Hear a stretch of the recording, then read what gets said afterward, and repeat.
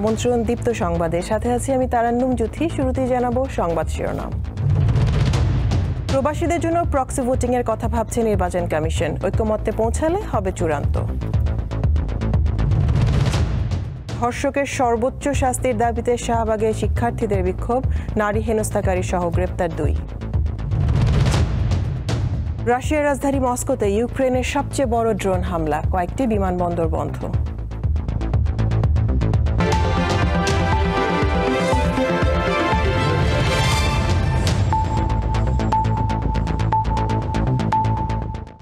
এবার বিস্তারিত।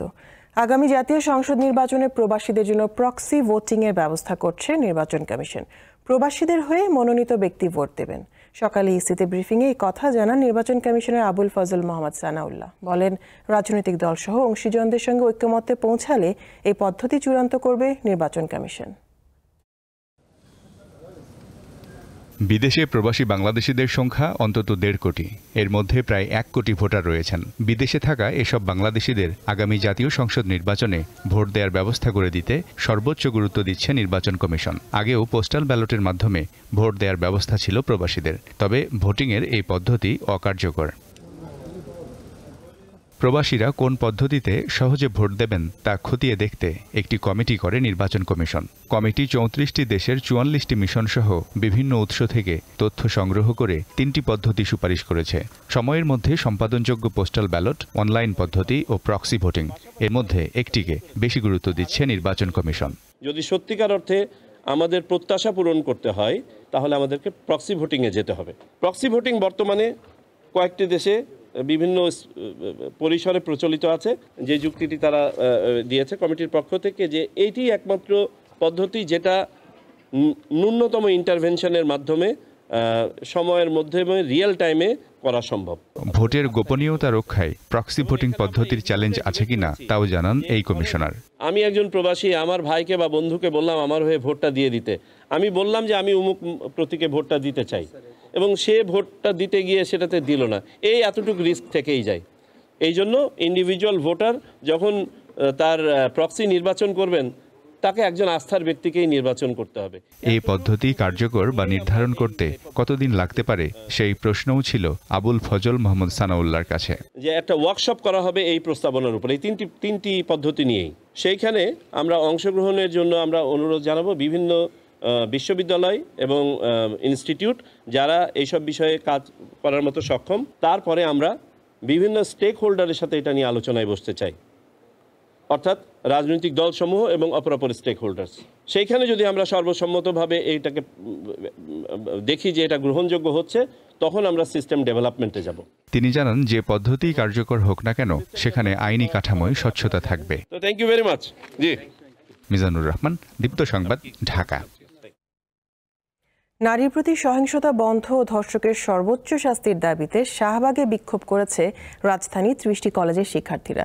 ধর্ষকের প্রকাশ্য ফাঁসি কার্যকর সহ 6 দফা দাবি জানিয়েছে তারা। এদিকে রাস্তায় নারী হেনস্থার অভিযোগে 2জনকে গ্রেপ্তার করেছে পুলিশ। সম্প্রতি দেশের বিভিন্ন স্থানে বেড়েছে নারীর প্রতি সহিংসতা। মাগুরায় 8 বছরের শিশু ধর্ষণের ঘটনায় উত্তাল হয়ে পড়েছে সারা দেশ। শুধু মাগুরার শিশু নয়, যারা সহিংসতার শিকার হয়েছেন তারা যেন বিচার পায় সেই দাবিতে মঙ্গলবার রাজধানীর শাহবাগে জাতীয় জাদুঘরের সামনে বিক্ষোভ করেন শিক্ষার্থীরা। তাদের দাবি, ধর্ষকদের সর্বোচ্চ শাস্তি ফাঁসি দিতে হবে এবং তা দ্রুত কার্যকর করতে হবে। আমরা চাই আমরা মেয়েদের সেফ থাকি, আমরা যাতে বাইরে বের হয়ে সেফভাবে চলাফেরা করতে পারি। আমি বের হইতে গেলে আমার চিন্তা করা লাগে আমি কি বের হবো নাকি বের হবো, রাস্তায় যদি কোনো অসুবিধা হয় আমার। ফাঁসি ছাড়া আসলে রেপের কোনো শাস্তি দেখছি না, কারণ রেপ করা মানে একটা মেয়ের জীবন শেষ করে দেওয়া। তাদেরকে দ্রুত শাস্তির আওতায় আনা হোক এবং ফাঁসির মঞ্চে ঝুলানো হোক। এদিকে লালমাটিয়ার 2 নারীকে জনসম্মুখে হেনস্থার অভিযোগে 1জন এবং শ্যামলীতে রাস্তায় কয়েকজন নারীকে বেধড়ক মারধরের ঘটনায় আরেকজনকে গ্রেপ্তার করেছে পুলিশ। মঙ্গলবার ডিএমপি মিডিয়া সেন্টারে সংবাদ সম্মেলনে এসব তথ্য জানানো হয়। এই বিষয়গুলো আমরা আমাদের নজরে আসার পরে আমরা দেখেছি এরকম যারাই যে নারীদের প্রতি সহিংসতা সৃষ্টি করার চেষ্টা করবেন না কেন তাদেরকে অবশ্যই আইনের আওতায় নিয়ে আসতে হবে। আমরা চাই এখানে পুরুষদের মতো নারীরাও যেন তারা চলাফেরায় কোনো রকমের বাধা সৃষ্টি না হন, এবং যে কেউ যদি আইন নিজের হাতে তুলে নেওয়ার চেষ্টা করেন সেক্ষেত্রে অবশ্যই আমরা কঠোরভাবে তা দমন করব। এছাড়া সাভারে পাগল সেজে রাস্তায় রাস্তায় ঘুরে নারীদের হিজাব পরার হুমকি সহ নানাভাবে হেনস্থাকারী হৃদয়কে গ্রেপ্তার করেছে পুলিশ। সোমবার বিকালে সাভারের আমিনবাজার থেকে তাকে গ্রেপ্তার করা হয়। দিলশাদানি, দীপ্ত সংবাদ, ঢাকা। এদিকে ধর্ষণ ও নিপীড়নের বিরুদ্ধে বাংলাদেশ নামের একটি প্ল্যাটফর্মের গণপদযাত্রায় বাধা দিয়েছে পুলিশ। মঙ্গলবার বেলা 3:30টার দিকে রাজধানীর ইন্টারকন্টিনেন্টাল হোটেলের সামনে পুলিশের সঙ্গে পদযাত্রাকারীদের হাতাহাতির ঘটনা ঘটে। মিছিলকারীরা প্রধান উপদেষ্টার বাসভবনের দিকে যেতে চাইলে পুলিশ বাধা দেয়। দুপক্ষের মধ্যে হাতাহাতির এক পর্যায়ে পুলিশ লাঠিচার্জ করলে মিছিলকারীরা ছত্রভঙ্গ হয়ে যায়। 9 দফা দাবিতে ধর্ষণ ও নিপীড়নের বিরুদ্ধে বাংলাদেশ প্রধান উপদেষ্টার বাসভবনের দিকে গণপদযাত্রা ও স্মারকলিপি দিতে গেলে এই ঘটনা ঘটে। পরে পুলিশের অনুমতি নিয়ে মিছিলকারীদের মধ্যে 5 জন স্মারকলিপি দিতে যমুনায় যান।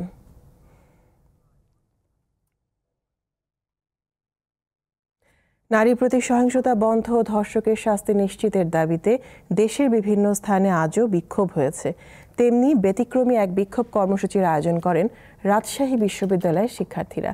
বিশ্ববিদ্যালয়ের প্যারিস রোডে ফাঁসির মঞ্চ তৈরি করে তাতে প্রতীকী ফাঁসির ব্যবস্থা করেন বিক্ষোভকারীরা। বেলা 12টা থেকে 1টা পর্যন্ত এই কর্মসূচি চলে। এর আগে ধর্ষণ বিরোধী স্লোগানে উত্তাল হয়ে ওঠে ক্যাম্পাস। কর্মসূচিতে অংশ নিয়ে রাজশাহী বিশ্ববিদ্যালয়ের বৈষম্য বিরোধী ছাত্র আন্দোলনের নেতাকর্মীরা জানান, দেশে একের পর এক ধর্ষণের ঘটনা ঘটলেও অধিকাংশ সময় অপরাধীরা পার পেয়ে যায় আইনের দুর্বলতা ও বিচারহীনতার কারণে। এর ফলে সমাজে একটি ভয়াবহ বার্তা ছড়িয়ে পড়ছে। এই অবস্থার পরিবর্তন এবং জনসচেতনতা তৈরিতে এই প্রতীকী কর্মসূচির আয়োজন করা হয়েছে বলে জানান তারা। এই ফাঁসির মঞ্চ কোনো ধনী গরিব ভেদাভেদ করবে না। যেই ধর্ষক, প্রমাণিত ধর্ষক, তার বিচার অবশ্যই ফাঁসির মঞ্চেই করতে হবে। রাষ্ট্রপতিকে স্পিকার কর্তৃক শপথ পাঠ করানো কেন অসাংবিধানিক হবে না তা জানতে চেয়ে রুল জারি করেছে হাইকোর্ট। বিচারপতি AKM আসাদুজ্জামানের নেতৃত্বে গঠিত বেঞ্চ মঙ্গলবার এই আদেশ দেয়। মন্ত্রিপরিষদ সচিব, আইন সচিব ও সুপ্রিম কোর্টের রেজিস্ট্রার জেনারেলকে কারণ দর্শাতে বলা হয়েছে। আমরা যেভাবে রুল চেয়েছি অসাংবিধানিক ঘোষণা করা এবং প্রয়োজনীয় পদক্ষেপ নেওয়া যাতে সংবিধানের পুরাতন বিধান যেটি 37-38 বছর ধরে চলে আসছে, রাষ্ট্রপতিকে বাংলাদেশের প্রধান বিচারপতি শপথ পড়াবেন, সেটি রেস্টোর করা হবে না। তো আজকে আমরা শুনানি করেছি, শুনানির পরে আদালত সন্তুষ্ট হয়ে রুল জারি করেছেন। গণ অভ্যুত্থানের বিরুদ্ধ শক্তি একটি ছদ্মযুদ্ধ চালাচ্ছে বলে মন্তব্য করেছেন অন্তর্বর্তী সরকারের তথ্য ও সম্প্রচার উপদেষ্টা মাহফুজ আলম। গতরাতে নিজের ভেরিফাইড ফেসবুকে দেওয়া এক পোস্টে তিনি এই মন্তব্য করেন। মাহফুজ আলম লেখেন, দ্রব্যমূল্য নিয়ন্ত্রণ, সন্ত্রাসীদের গ্রেপ্তার ও বিচার, প্রতিষ্ঠানগুলোকে শক্তিশালী করা, জুলাই শহীদ ও আহত ব্যক্তিদের জন্য ইতিবাচক উদ্যোগ গ্রহণ থেকে শুরু করে বিভিন্ন ইস্যুতে সরকার সক্রিয় ও সফল। কিন্তু সামরিক বেসামরিক আমলাতন্ত্র, ব্যবসায়ী শ্রেণী ও মিডিয়ার মধ্যকার গণ অভ্যুত্থানের শক্তিগুলোর বিরোধ, অন্যদিকে গণ অভ্যুত্থানের বিরুদ্ধ শক্তির ঐক্যবদ্ধ হয়ে ক্রমশ উত্থান সরকারকে বেকায়দায় ফেলছে। তথ্য উপদেষ্টা আরও লিখেছেন, মনে রাখতে হবে দেশে এখন যুদ্ধ পরিস্থিতি বিরাজ করছে এবং সেই যুদ্ধ অন্য জায়গা থেকেই আমাদের ওপর চাপিয়ে দেওয়া হয়েছে। জাতীয় পর্যায়ে গৌরবোজ্জ্বল ও কৃতিত্বপূর্ণ অবদানের স্বীকৃতিস্বরূপ 7 জনকে এবার দেশের সর্বোচ্চ বেসামরিক সম্মাননা স্বাধীনতা পুরস্কার দিচ্ছে সরকার। মন্ত্রিপরিষদ বিভাগ মঙ্গলবার এক প্রজ্ঞাপনে এবারের পুরস্কারের জন্য মনোনীতদের নাম ঘোষণা করে। এবারের তালিকায় 7 জনের মধ্যে 6 জনই মরণোত্তর সম্মাননা পাচ্ছেন। কেবল শিক্ষা ও গবেষণা ক্যাটাগরিতে বদরুদ্দিন উমর জীবদ্দশায় এ পুরস্কারের জন্য মনোনীত হয়েছেন। বাকিরা হলেন বিজ্ঞান ও প্রযুক্তিতে অধ্যাপক জামাল নজরুল ইসলাম, সাহিত্যে কবি আল মাহমুদ, সংস্কৃতিতে নভেরা আহমেদ, সমাজসেবায় ফজলে হাসান আবেদ, মুক্তিযুদ্ধ ও সংস্কৃতিতে পপ সম্রাট আজম খান। একই সঙ্গে প্রয়াত রাষ্ট্রপতি জিয়াউর রহমানকে দেওয়া মরণোত্তর স্বাধীনতা পুরস্কার বাতিলের সিদ্ধান্ত রহিত করা হয়েছে।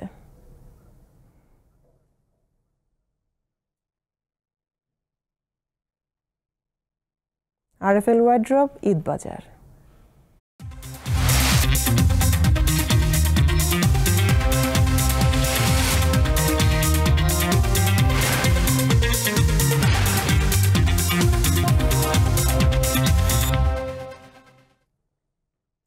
নওগাঁয় নতুন পোশাক তৈরি করতে ব্যস্ত সময় পার করছেন দর্জি পাড়ার কারিগররা। ক্রেতার হাতে যথাসময়ে পোশাক পৌঁছে দিতে দিনরাত কাজ করছেন তারা। ঈদের দিন যত সামনে আসছে, কারিগরদের ব্যস্ততা তত বাড়ছে। নওগাঁর প্রতিটি দর্জি দোকানে কর্মীদের এমন ব্যস্ততা চোখে পড়ছে। ঈদে নতুন জামা তৈরির জন্য এলাকাবাসী তাদের পছন্দের টেইলার্সে আগে থেকেই অর্ডার দিয়ে রেখেছেন। ফলে দর্জিপাড়ার কারিগররা এখন প্রায় 24 ঘন্টা কাজ করছেন। গত বছর এইবার পাঞ্জাবির কাজটা বেশি, শার্ট প্যান্টও আছে। পাঞ্জাবিটা যেন ঈদে গায়ে দিতে পারি, পরে আসলে যদি ডেলিভারি না পাই এই জন্য তাড়াতাড়ি আসি, কাজে অনেক ভিড়। দর্জি কারিগররা জানান, প্রতি বছর ঈদে নতুন কাপড় তৈরি করার জন্য তাদের অনেক সময় দিতে হয়। পুরুষ, নারী ও শিশুর নতুন পোশাক তৈরি করেন তারা। পোশাকের ধরন এবং ফ্যাশন অনুযায়ী তাদের কাজের ধরনও বদলে যায়। কারিগর অনেক পেরেশানি করতেছে কাজ করতে, রাত 2টা-2:30 পর্যন্ত কাজ করতে হচ্ছে আমাদের। ঈদ উল ফিতর আসতে আর কিছুদিন বাকি, তাই ক্রেতাদের সব অর্ডার শেষ করার চেষ্টা করছেন দর্জি কারিগররা। দীপ্ত, বার্তা কক্ষ। দেশে এবছর ফিতরার হার নির্ধারণ করা হয়েছে জনপ্রতি সর্বনিম্ন 110 টাকা এবং সর্বোচ্চ 2805 টাকা।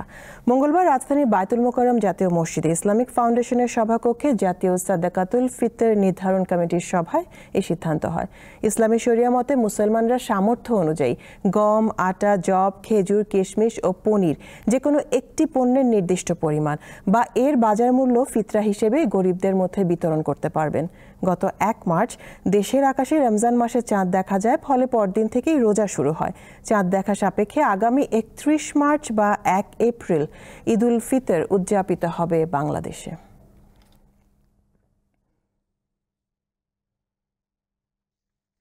ফায়ার সার্ভিসের প্রায় 2.5 ঘন্টার প্রচেষ্টায় নিয়ন্ত্রণে এসেছে সাভারের আমিনবাজারে পাওয়ার গ্রিডের আগুন।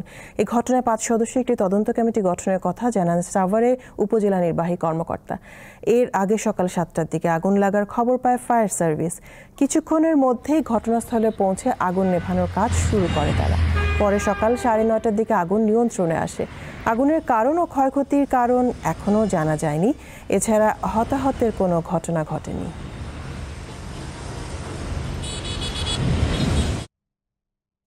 রাশিয়ার রাজধানী মস্কোকে নিশানা করে এই যাবৎকালে বৃহত্তম ড্রোন হামলা চালিয়েছে ইউক্রেন।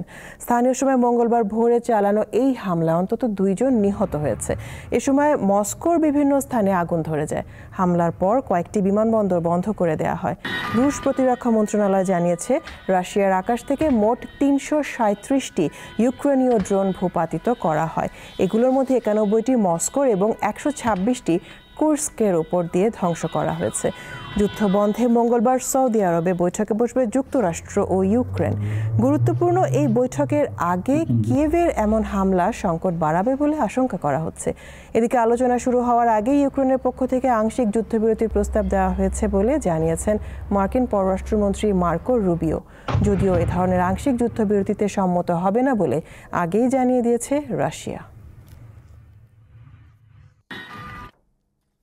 চ্যাম্পিয়ন্স লিগের কোয়ার্টার নিশ্চিতে রাত 11:15টায় বেনফিকাকে ঘরের মাঠে আতিথ্য দেবে বার্সেলোনা। রাত 2টায় মুখোমুখি হবে পিএসজি ও লিভারপুল। একই সময় লেভারকুসেনের প্রতিপক্ষ বায়ার্ন মিউনিখ আর ইন্টার মিলান খেলবে ফেইননোর্ডের বিপক্ষে। চলতি মৌসুমে লিভারপুলকে থামাবার যেন কেউ নেই। প্রিমিয়ার লিগ টাইটেল মোটামুটি নিশ্চিত। এখন বাকি চ্যাম্পিয়ন্স লিগ, যেখানে রাউন্ড অফ 16-এর প্রথম লেগে পিএসজিকে 1-0 গোলে হারিয়ে এগিয়ে আছে তারা। দ্বিতীয় লেগের লড়াই ঘরের মাঠে হওয়ায় এগিয়ে থাকছে লিভারপুল। পিএসজি বিপক্ষে ম্যাচে কারিগর হয়ে ওঠেন ব্রাজিলিয়ান গোলরক্ষক এলিসন বেকার। একাই সে ম্যাচে পিএসজির আক্রমণের সামনে দেয়াল হয়ে দাঁড়ান তিনি। তাই এনফিল্ডের দ্বিতীয় লেগেও তার উপর থাকবে গুরুদায়িত্ব।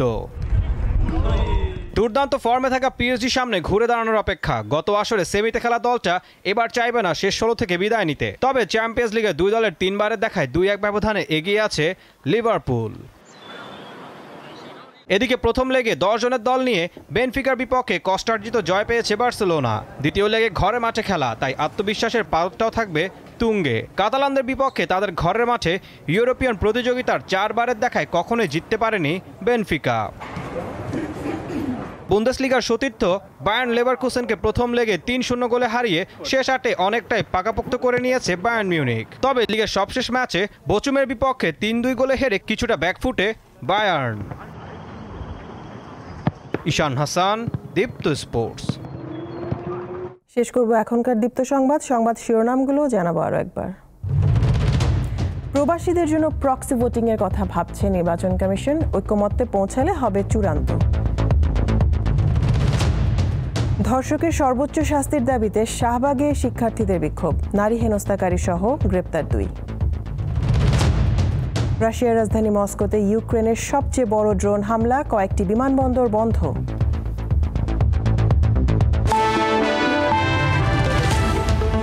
এই ছিল এখনকার মতন। আমাদের পরবর্তী সংবাদ রাত 11টায় দেখার আমন্ত্রণ রইল।